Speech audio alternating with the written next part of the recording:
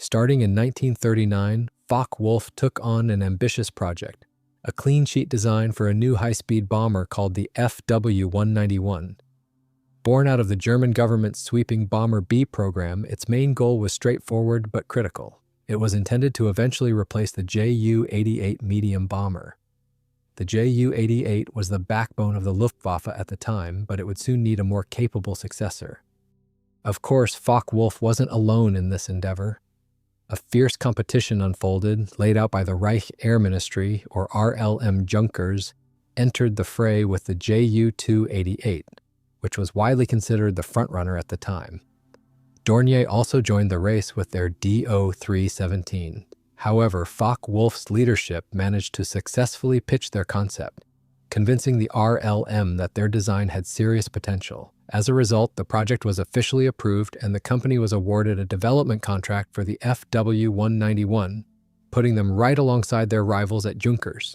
By late 1940, the engineering team at Focke-Wulf dove into the detailed structural design. The design team was headed by Chief Engineer Kossel. They envisioned the Fw-191 as a powerful, four-seat, high-speed bomber.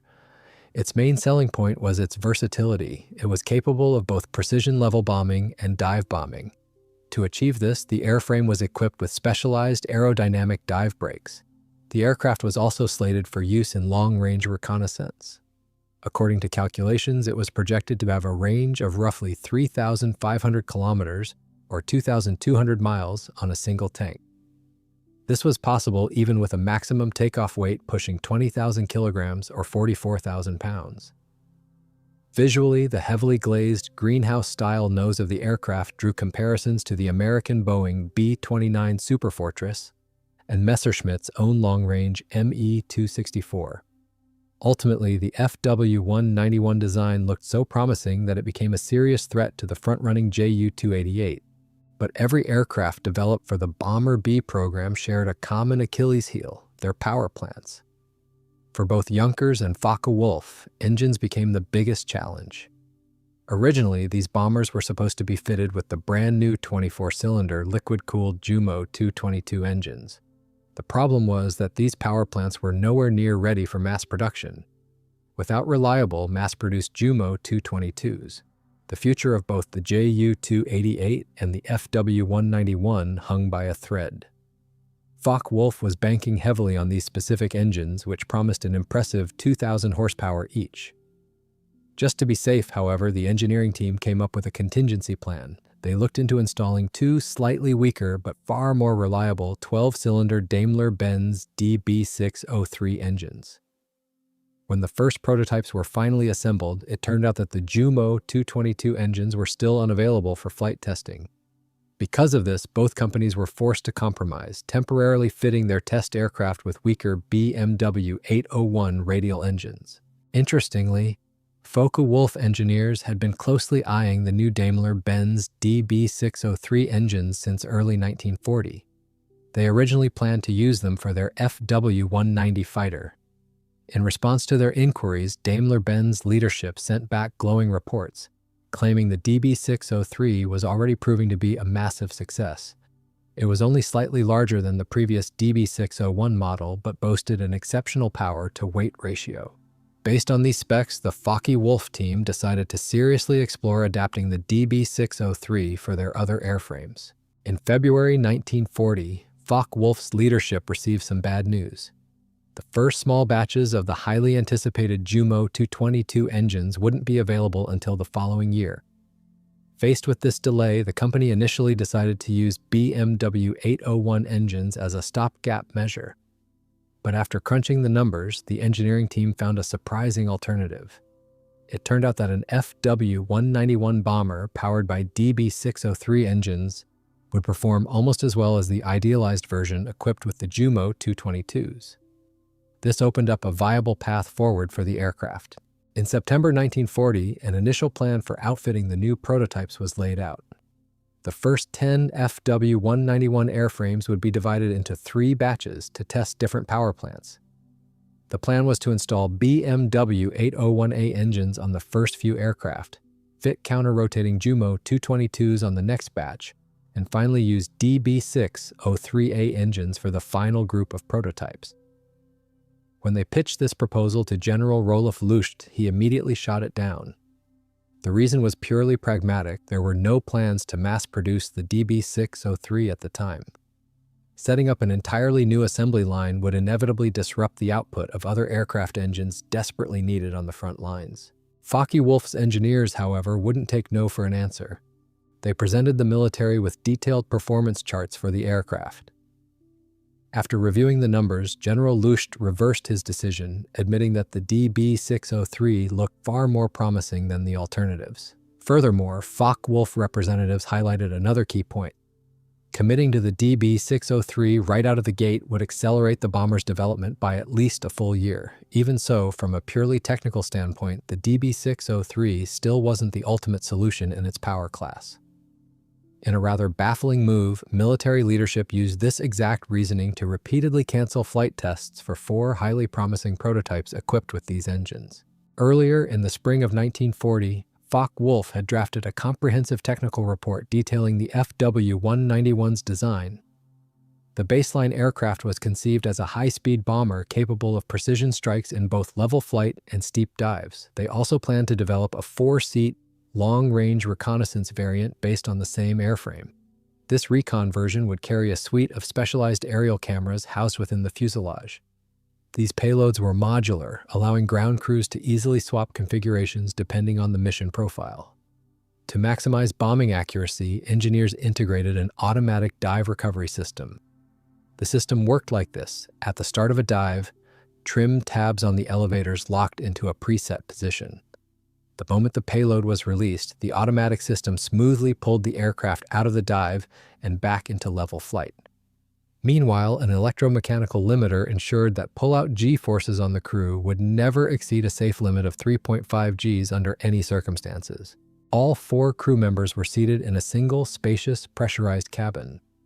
The nose section was almost entirely glazed with custom curved plexiglass panels, functioning as a stepless cockpit that gave the pilots fantastic visibility.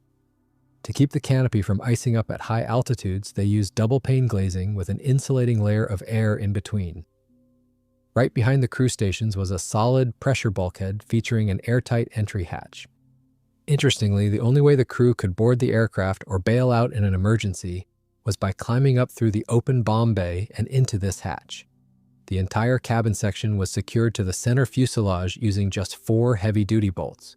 In the upper half of the center fuselage, engineers placed the self-sealing fuel tanks, with the bomb bay sitting directly beneath them. The fuel layout depended on which engines were used. For the version powered by Jumo 222 engines, aviation fuel went into 5 protected tanks inside the fuselage, each holding 1,000 liters. But if the bomber was fitted with DB603 engines, this was reduced to 4 1,000-liter tanks. To extend the flight range, they installed 2 additional tanks in the inner wing sections, each holding roughly 600 liters. The bomb bay itself featured 2 large doors spanning the entire belly of the aircraft. The absolute maximum payload this bomber could carry was 2,000 kilograms, or about 4,400 pounds. The bay's versatile design allowed ground crews to flexibly mix and match bomb configurations to fit whatever combat mission they were flying. Inside the Fw-191's bomb bay, 3 bomb racks were mounted in tandem. The engineers came up with a highly unusual and clever method for winching the bombs into place, using a pulley system integrated directly into the tail gear strut. If the main fuselage bay wasn't big enough, this bomber could also carry additional ordnance stored in auxiliary bays within the inner wing sections. As for the main landing gear, the struts retracted rearward into the engine nacelles, with the wheels pivoting 90 degrees to lie flat. At the rear, the bomber featured a classic twin-tail configuration, which gave it some much-needed stability in flight. The Fw-191 featured a high-mounted wing with a complex but highly effective design. It consisted of the inner wing sections, the engine nacelles, and trapezoidal outer wing panels. The designers paid special attention to specialized split flaps positioned along the trailing edge of the wing. By adding an extra panel to seal the structural gaps, the engineers aimed for optimal aerodynamic efficiency. They wanted to minimize drag as much as possible while massively boosting lift. On top of that, these flaps were designed to double as dive brakes. When deployed in this mode, the mechanism split them in opposite directions. The upper surfaces hinged upward, while the lower surfaces dropped downward.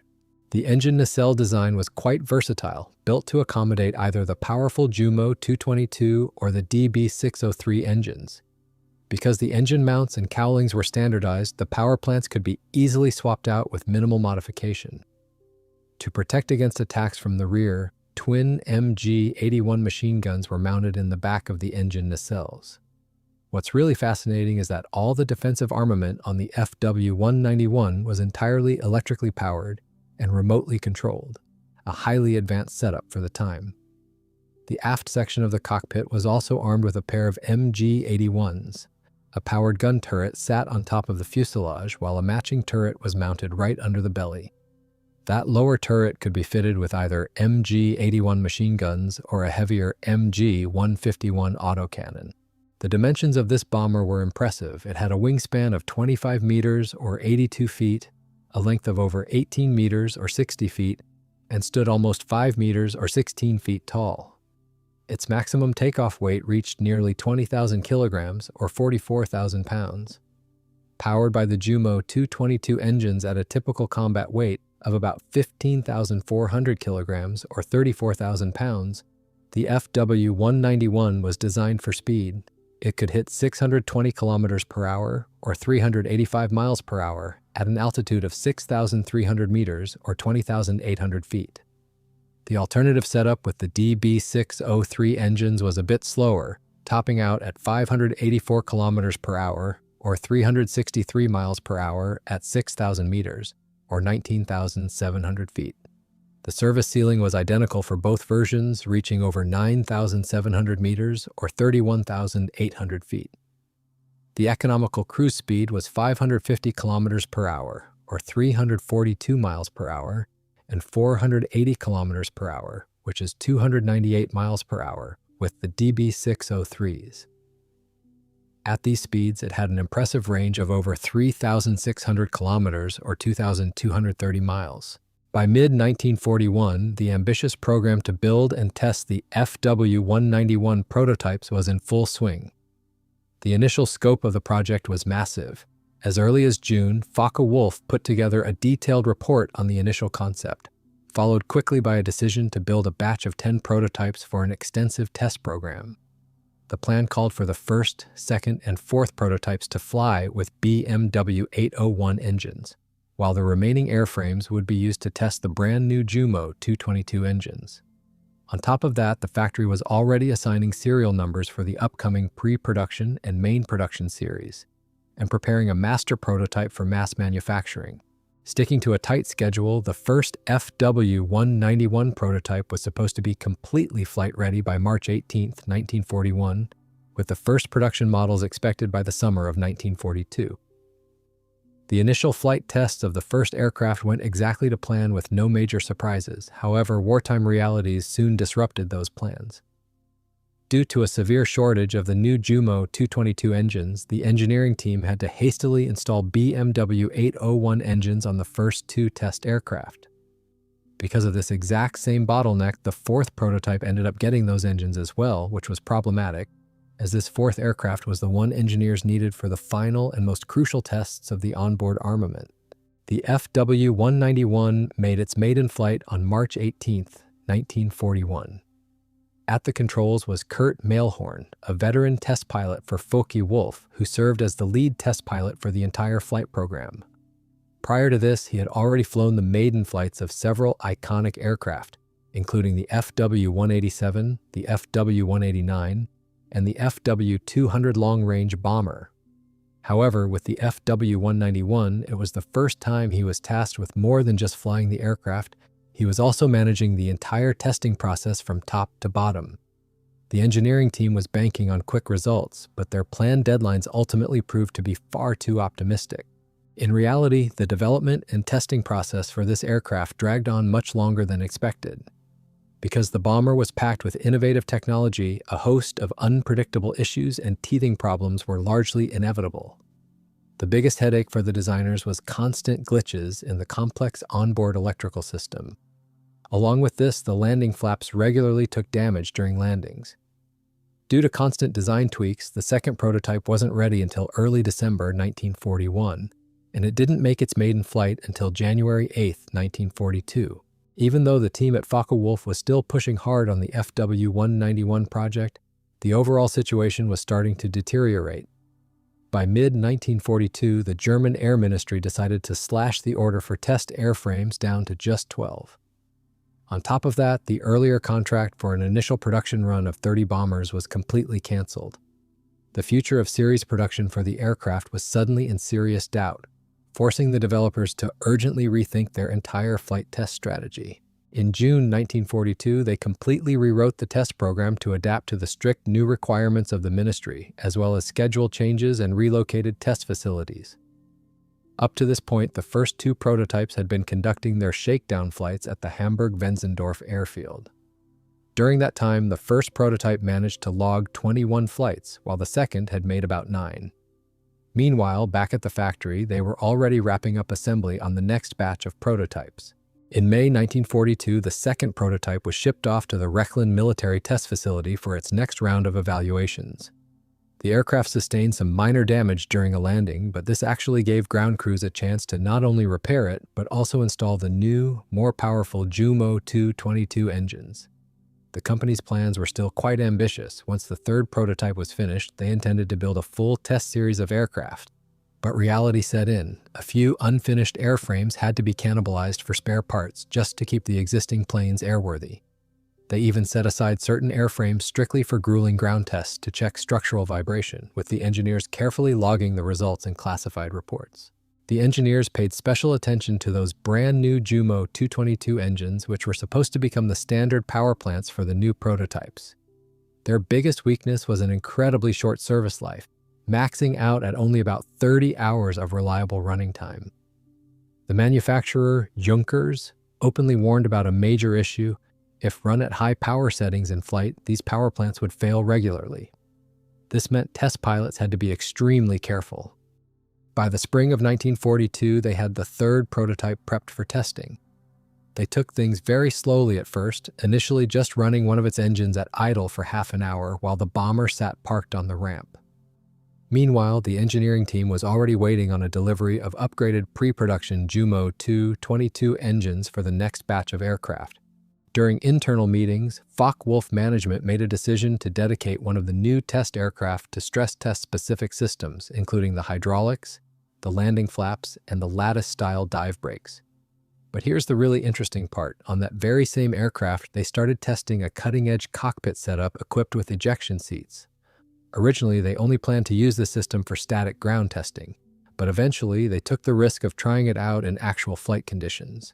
That turned out to be a massive leap forward, greatly advancing the development of crew escape systems for military pilots. Up to this point, a major headache for the FW-191 developers had been the constant failures in the electrical system. The entire problem boiled down to the infamous Michel plugs, or Michelstecker in German. To finally fix this mess, engineers decided to scrap them on an upcoming prototype, opting instead for standard terminal blocks. The idea was to make the wiring continuous and unbroken, eliminating unnecessary intermediate connections and removing the plugs that constantly failed.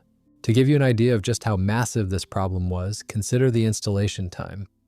Installing the electrical system on one of the first prototypes took a staggering 172,000 man-hours, accounting for a massive 60% of the total time spent building the airplane. Initially, Focke-Wulf management decided to completely rework the wiring on all subsequent airframes. This meant ripping out all the old harnesses and running entirely new ones with a completely different layout. On some of the aircraft, they planned to run unshielded wiring, while later versions would be fully shielded. All of this required an extra 10,000 hours of painstaking labor. They aimed to finish work on these prototypes between late August 1942 and early 1943. But with these delays, some airframes would be less than half complete, forcing the company to make a tough call to stick to the schedule at all costs. As a result, engineers had to compromise. On one batch of test airframes, they simply swapped out the old Michel plugs in the most critical areas, replacing them with an updated and more reliable version. Meanwhile, on another group of prototypes, they took the radical route anyway, completely removing the problematic connectors and using reliable terminal blocks and continuous hardwired connections in their place. A similar upgrade was in store for the last of the planned prototypes, but a new complication popped up. This airframe was supposed to feature a pressurized crew compartment, meaning all the electrical pass-throughs required perfect sealing. Meanwhile, even by the summer of 1942, one of the first assembled prototypes still couldn't get off the ground, stuck going through endless ground tests. Despite all these hurdles, management had approved a highly ambitious and tight schedule that spring. According to the plan, from the summer straight through to the end of 1942, the company was supposed to roll out a whole batch of new experimental bombers that would undergo full flight testing month by month. To somehow meet these strict deadlines, the development team had to improvise. For example, instead of the intended Jumo 222 engines, they urgently fitted one of the airframes with V-12 Jumo 213 engines. What is more, starting in mid-1942, they decided to completely restructure the test program for the Fw-191. The primary focus shifted to testing individual components and assemblies for a completely new, more promising project. The Fw-391, for instance, they tested new landing gear doors on one of the available airframes, while simultaneously evaluating a completely redesigned tail section, featuring a new trim system and additional control surfaces on another. However, late June 1942 became the turning point for the fate of this high-speed bomber. That was when a crucial meeting took place at the RLM, which finally put an end to their ambitions. Officials made a harsh decision, completely halting all work on the Jumo 222-powered Fw-191 project. The exact same fate befell its four-engine sibling, the Fw-491. From that moment on, the entire massive program was reduced to simply finishing the experimental prototypes that were already on the assembly line. Instead, government officials handed the engineering team an entirely new set of top priorities. Starting in the summer of 1942, the company's main focus shifted to developing high-altitude fighters based on the famous Fw-190. On top of that, designers were tasked with working on two Fw-187 prototypes. These were supposed to act as flying testbeds for a new variant, the Fw-187C, which was being developed as a direct competitor to another well-known heavy fighter, the Me-210. Following that pivotal meeting, the engineers only conducted the most essential testing on the Fw-191.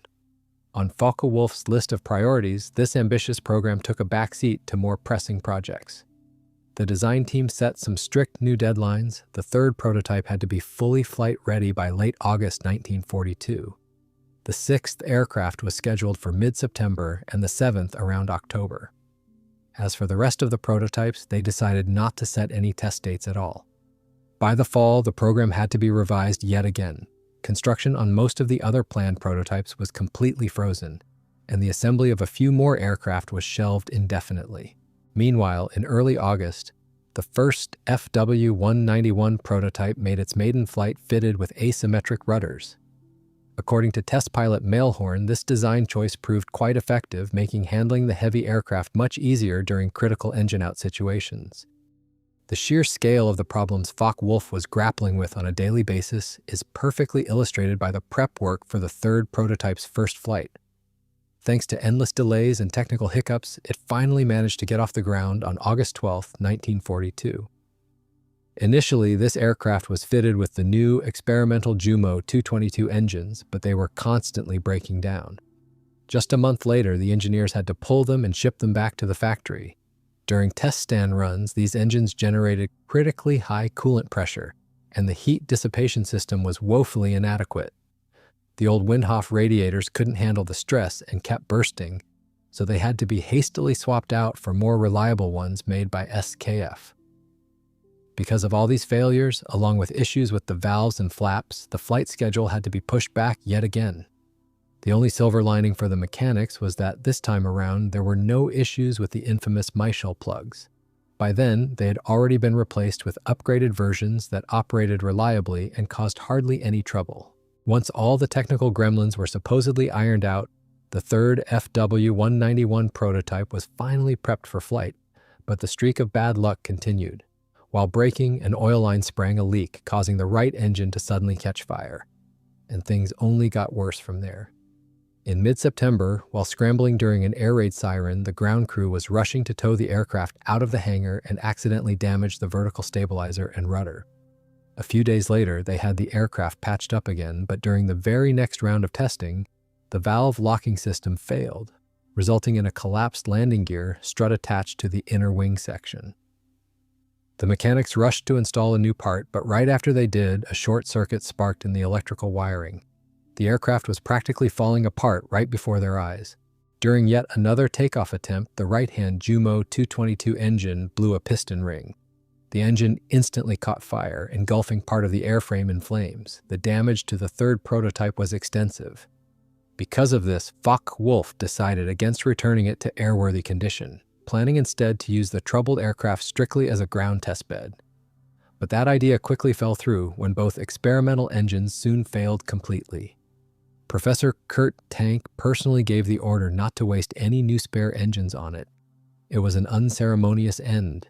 The Fw-191 V3 prototype never took to the skies again. The other aircraft weren't having much luck either. During routine ground runs on the V6 prototype, steam suddenly began pouring from the engines. In the process, nearly 45 liters of coolant boiled out of the system. It became readily apparent that the engine cooling system was severely inadequate and operating right at its absolute limit. Its performance was only considered acceptable at high altitudes. As a result, engineers had to treat the V6 with extreme caution, doing everything they could to avoid a catastrophic engine overheat before it even got off the ground. Focke-Wulf engineers had high hopes for a new set of propeller blades originally developed for the Ju-288 bomber. Calculations showed that these props should boost engine cooling efficiency on the Fw-191 by nearly 18%. With these major upgrades in the works, only 2 prototypes were allocated for further flight testing, the V6 and V7. But the schedule kept slipping. Initially, the plan was to have the V6 ready to fly by early October and the V7 by mid-November. Reality had other plans, though. Chief Test Pilot Hans Sander didn't manage to get the V6 airborne for its maiden flight until December 17, 1942. Earlier versions of the bomber suffered from chronic electrical issues. In fact, the electrical system that actuated the landing flaps, and frankly, the entire electrical setup on the first 2 prototypes was incredibly unstable and prone to failure. So the designers made a radical choice for the V6 prototype. They completely ditched the finicky electric motors. For the first time, they installed much more reliable hydraulic actuators to deploy the flaps. The upgrades didn't stop at the hydraulics. The V6 also received the finalized tail design intended for all production aircraft. Engineers implemented an advanced dual balancing system for the vertical and horizontal control surfaces, a complex setup that included an auxiliary directional control system developed by Meltzer. On top of that, to run a full suite of tests, the aircraft was fitted with state-of-the-art radio equipment. Meanwhile, prototype Phi-7 finally joined the test program. The main goal for this airframe was to test the manually operated defensive armament in real-world conditions. Additionally, the aircraft was fitted with a modernized, heavily improved set of bomb bay doors. The flight schedule also included ambitious tests for new engines designed to be fitted with a specialized dual propeller spinner. However, in the spring of 1943, the entire Fw-191 flight test program came to a sudden halt.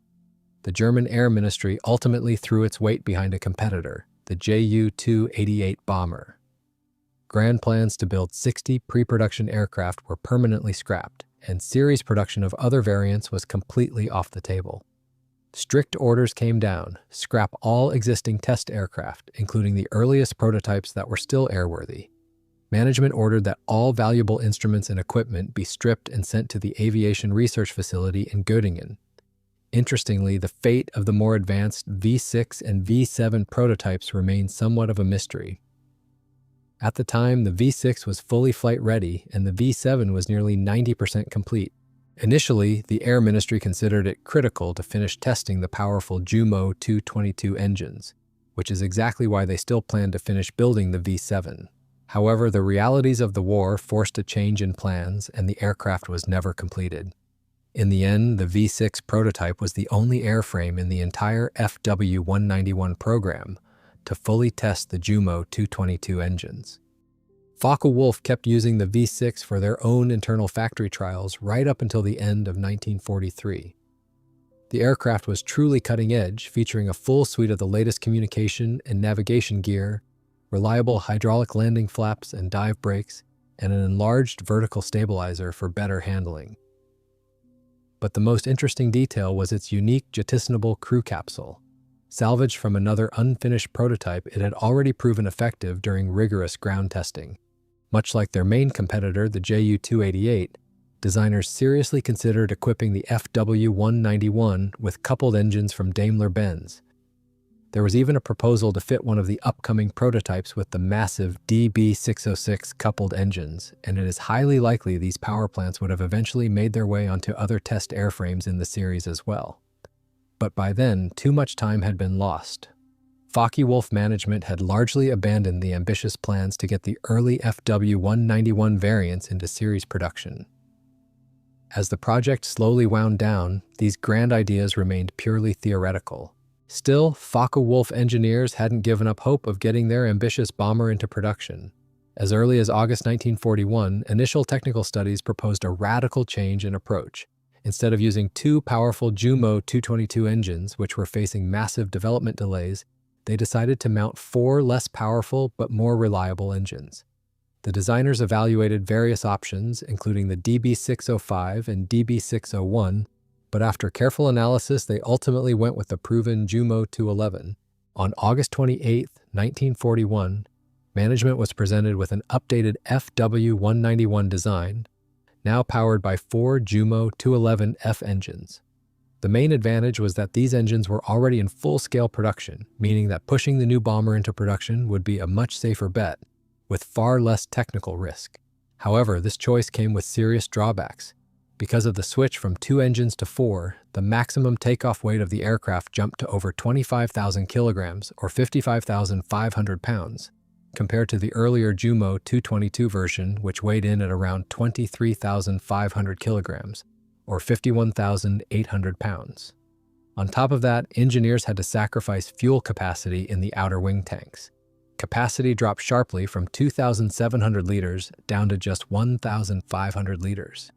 Naturally, this took a huge toll on combat performance, with the maximum range falling from over 5,100 kilometers, or 3,200 miles, down to around 3,700 kilometers, or 2,300 miles. Furthermore, transitioning to a four-engine layout introduced a dangerous new problem for the flight crews. In the twin-engine configuration, the aircraft could at least maintain level flight if one engine failed. However, with the four-engine setup, losing both engines on the same wing made it virtually impossible to keep the plane in the air. Designers needed to prevent a catastrophic loss of control in an asymmetric thrust situation and maintain directional stability. To do this, they would have had to either lengthen the fuselage or drastically enlarge the vertical stabilizer.